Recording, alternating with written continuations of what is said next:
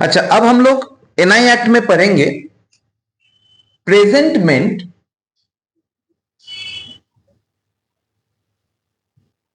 Of negotiable instrument. देखिए, negotiable instrument present करने का रूल्स हम यहां पे कुछ बताएंगे। हम लोग एनआई नेगोशिएबल इंस्ट्रूमेंट प्रेजेंट क्यों करेंगे? एक्सेप्टेंस के लिए।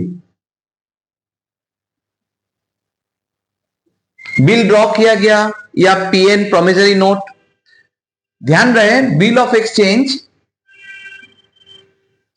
आफ्टर साइट वो प्रेजेंट के लिए, वो एक्सेप्टेंस के लिए प्रेजेंट होता है, या फिर प्रोमिसरी नोट आफ्टर साइट वो एक्सेप्टेंस के लिए प्रेजेंट होता है कि आ गया, ड्रॉ करने के बाद जाता है, उसके बाद वो एक्सेप्ट होता है।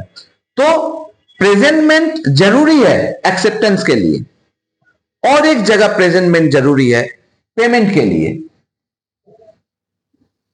पेमेंट नहीं होगा तो प्रेजेंट नहीं होगा तो पेमेंट कहां से होगा? तो पहले हम लोग एक्सेप्टेंस में जो पेमेंट का प्रेजेंटमेंट का जरूरत है उसको लेकर बात करेंगे। तो मान लीजिए बिल ऑफ एक्सचेंज या फिर प्रोमिसरी नोट आफ्टर साइट, ये एक्सेप्टेंस के लिए, ये हम बता रहे हैं एक्सेप्टेंस वाले में, एक्सेप्टेंस के लिए प्रेजेंटमेंट का रूल।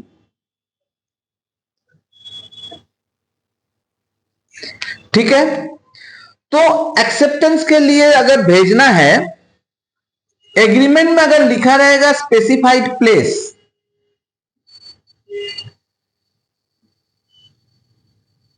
स्पेसिफाइड टाइम, तो आपको तो उसी जगह पर उसी समय पे भेजना है।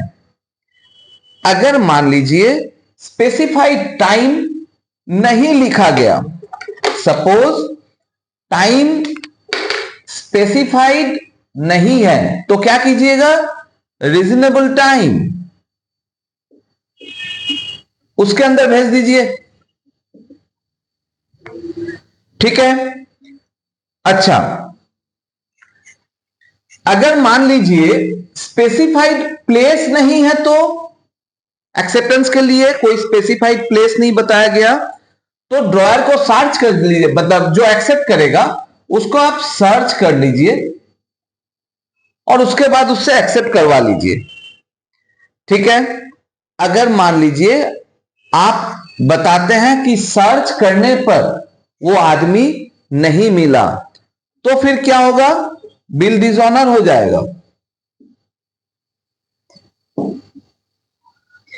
तो एक्सेप्टेंस के लिए अगर स्पेसिफाइड टाइम स्पेसिफाइड प्लेस बताया हुआ है तो उसी प्लेस पे उसी टाइम पे भेजना है। अगर टाइम स्पेसिफाई नहीं है तो रीजनेबल टाइम, अगर प्लेस स्पेसिफाई नहीं है तो उसको ढूंढ लीजिए, और अगर ढूंढने पर भी वो नहीं मिल रहा है तो डिसऑनर हो गया। एक चीज और बताना है यहां पे इंपॉर्टेंट, वो है अगर मान लीजिए एग्रीमेंट ऐसा किया हुआ है या फिर यूसेज है, ऐसा कस्टम चल रहा है कि बाई पोस्ट भी हो सकता है, एक्सेप्टेंस के लिए आप बाई पोस्ट भी भेज सकते हैं, तो फिर ये चलेगा, मतलब बाई पोस्ट एक्सेप्टेबल है। ठीक है, तो ये मैंने bill of exchange promissory note दोनों के लिए बता दिया।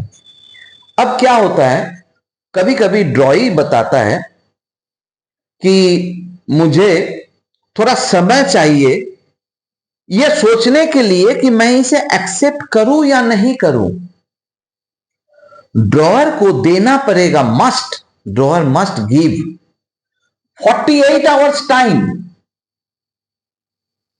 48 घंटे का समय देगा उसको, एक्सक्लूडिंग पब्लिक हॉलीडेज। 48 घंटे का उसे समय देगा फॉर एक्सेप्टेंस पर्पस, कि आप सोच लो फिर एक्सेप्ट करना।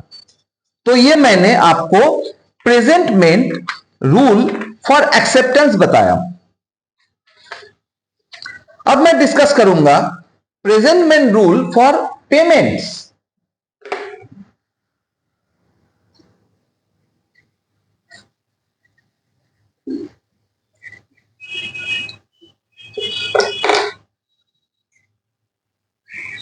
Presentment rule for payment. अब पेमेंट को लेकर डिस्कस करेंगे।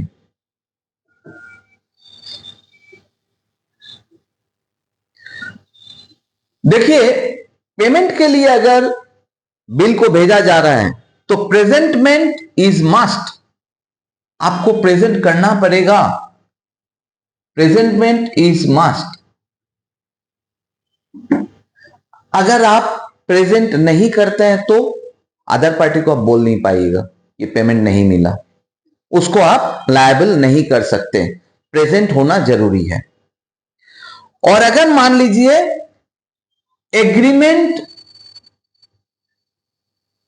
या फिर यूसेज है कि पोस्ट से भेजा जा सकता है तो आप पोस्ट से भी भेज सकते हैं पेमेंट के लिए। लेकिन कभी कभी प्रेजेंटमेंट का जरूरत नहीं पड़ता है। अगर मान लीजिए कोई promissory note payable on demand है,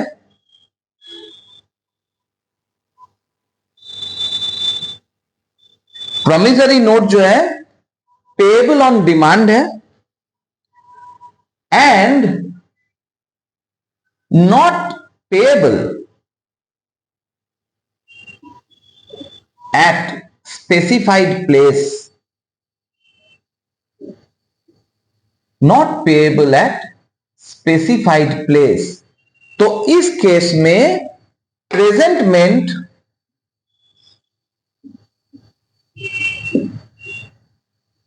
इज नॉट नेसेसरी। इसमें आपको प्रेजेंट करने का जरूरत नहीं है।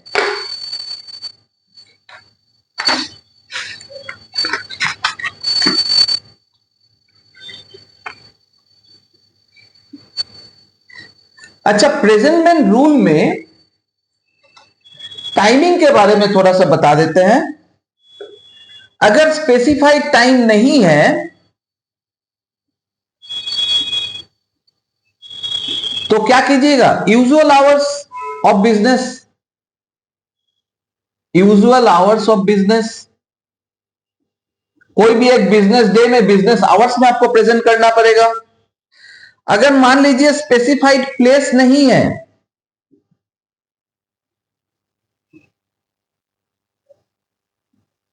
एग्रीमेंट में कोई स्पेसिफाइड प्लेस नहीं है, तो आप ऐसा कीजिए ना, प्लेस ऑफ बिजनेस में प्रेजेंट कर दीजिए। अगर प्लेस ऑफ बिजनेस में भी वो नहीं मिल रहा है तो प्लेस ऑफ रेसिडेंस में आप चला जाइए, वहां पे प्रेजेंट करवा दीजिए। अगर प्लेस ऑफ रेसिडेंस में भी नहीं है तो wherever he is found search कीजिए, आप प्रेजेंट कर दीजिए। अच्छा, अब थोड़ा सा एक प्रोविजन और पढ़ेंगे यहां पे, वो है प्रोमिसरी नोट अगर इंस्टॉलमेंट में पेमेंट होता है ना, प्रोमिसरी नोट इन इंस्टॉलमेंट्स, उसमें क्या होगा, जिस दिन आपको पैसा देना है उसके बाद से, मतलब उस दिन को छोड़कर after that day, third day आप पेमेंट कीजिए। जिस दिन आपको पेमेंट करना था after that day, on the third day आपको पेमेंट करना रहेगा फॉर एवरी इंस्टॉलमेंट।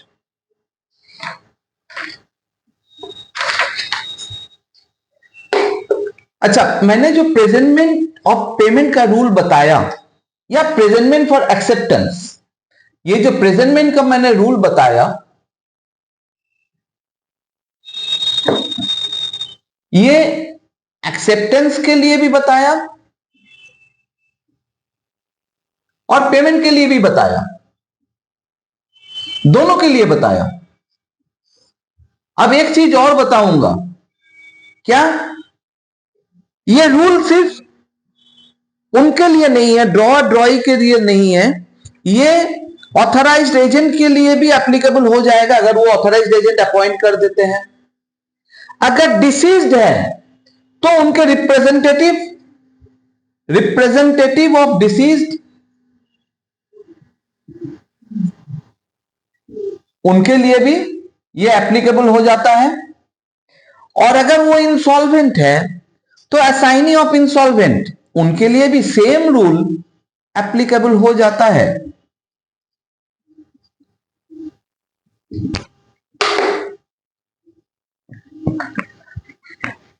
अच्छा, प्रेजेंटमेंट में एक छोटा सा चीज और बताना चाहूंगा, वो है एक्सक्यूज फॉर डिले।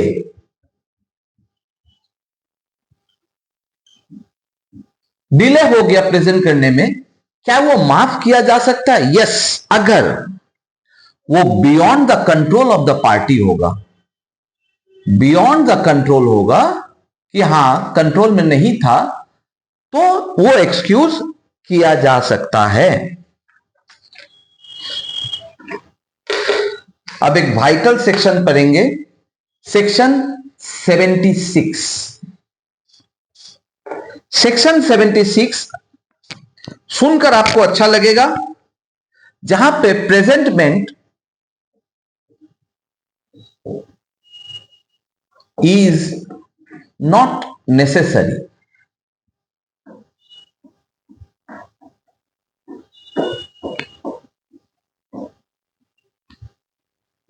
प्रेजेंटमेंट का जरूरत नहीं पड़ रहा है। कब? अगर मान लीजिए जो पैसा देने वाला है वो इंटेंशनली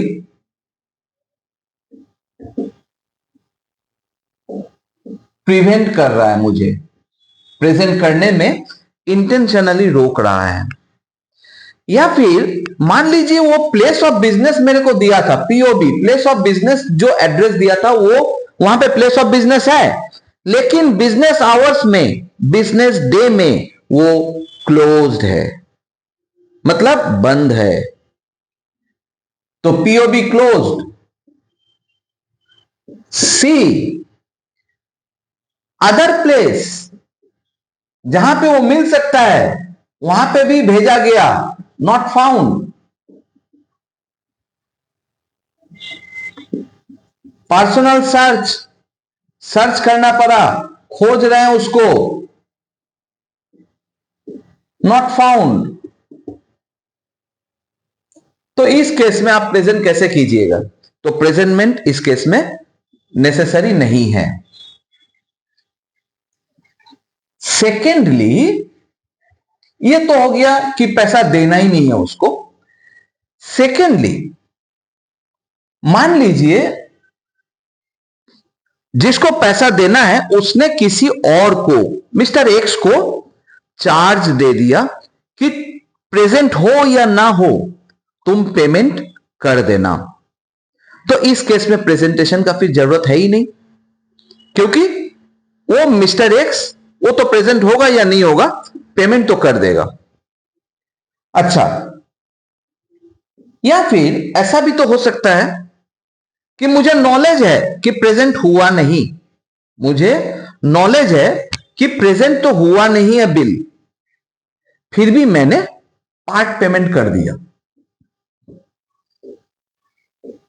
मतलब मैं मान गया ना कि मुझे पेमेंट करना है। या फिर मैंने बोला कि भैया हम प्रॉमिस करते हैं आपको पेमेंट कर देंगे, मुझे नॉलेज है उसने प्रेजेंट किया नहीं, फिर भी मैंने प्रॉमिस कर दिया कि हाँ पेमेंट कर देंगे। या फिर मैंने नॉन प्रेजेंट का जो बेनिफिट लेना था, मेरा अधिकार है कि आपने प्रेजेंट नहीं किया मैं पेमेंट नहीं करूंगा, मैंने उस राइट को भी वेव कर दिया, waiver of right of taking advantage,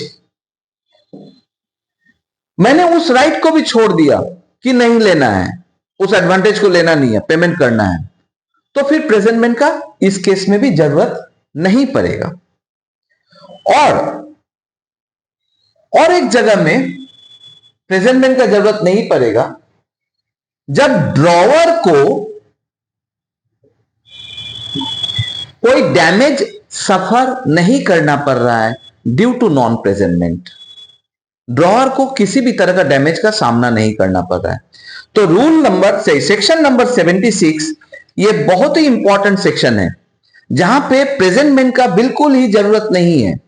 number 1, अगर वो पार्टी इंटेंशनली मेरे को रोक रहा है प्रेजेंट करने में, या फिर प्लेस ऑफ बिजनेस में वो है ही नहीं, बिजनेस बंद है, बिजनेस का प्लेस ही बंद है, या फिर दूसरे कोई प्लेस में वो रहता है वहां पे भी नहीं है, पर्सनल सर्च करके भी नहीं मिला, तो प्रेजेंटमेंट का जरूरत है ही नहीं। और बाकी 3 केस में अगर मान लीजिए कोई एजेंट बैठा दिया कि भैया प्रेजेंट हो ना हो आप पेमेंट कर देना, प्रेजेंटमेंट का जरूरत नहीं है। या फिर मुझे मालूम है कि प्रेजेंट हुआ नहीं है फिर भी मैंने पार्ट पेमेंट कर दिया, या फिर प्रॉमिस कर दिया हाँ मैं दे दूंगा, या फिर मैं नॉन प्रेजेंटमेंट का जो बेनिफिट मेरे को मिलने वाला था वो राइट भी मैंने छोड़ दिया, तो भी प्रेजेंटमेंट का जरूरत नहीं है। और फाइनली ड्रॉअर को अगर प्रेजेंटमेंट से नॉन प्रेजेंटमेंट से कोई डैमेज ही नहीं हो रहा है तो फिर प्रेजेंटमेंट का जरूरत नहीं है। तो ये रूल ऑफ प्रेजेंटमेंट के ऊपर एक छोटा सा डिस्कशन था। Thank you.